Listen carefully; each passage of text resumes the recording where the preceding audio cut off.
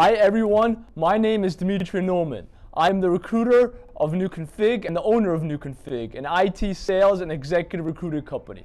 Today, August 5th, 2021, I want to cover the state of the recruiting industry here in the USA. What I say would apply to Canada too, since we deal greatly with the Canadian market as well. Before we get into it, I think it's best to define some terms. The recruiting industry I will discuss includes any hiring manager in the USA and Canada that is hiring for IT, sales, and executive level C-suite and director positions. It can include outside agencies such as my company, New Config, that does recruiting on behalf of companies, or companies that want to hire talent themselves. So the biggest challenge I see in the market is the move to remote work. When before in 2019 and in early 2020, about 1 of 20 roles you would get would be 100% remote. Now there's about 1 in 5.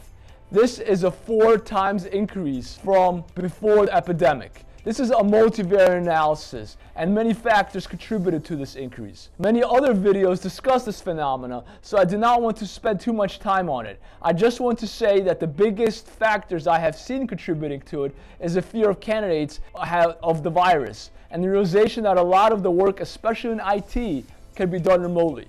The second change I have seen is the increase in salaries. This increase has been slow, but it is visible. When before in 2018 and 2019, we would search for roles usually at 80,000 to 95,000 for IT analysts. Now most of our searches for even these tier roles are in the 6 digits. And I would say that there's been an increase in salary of between 5% to 15%, depending on the niche of the role. I do think this increase is above inflation, and I do think this increase in salaries may slow down, but it is there. That is why I would encourage most people in these fields to look at the job market and determine how much they're worth. So now you're probably asking, how do I get this high-paying job than what I have today that is 100% remote? Good question. Many people are asking themselves the same thing.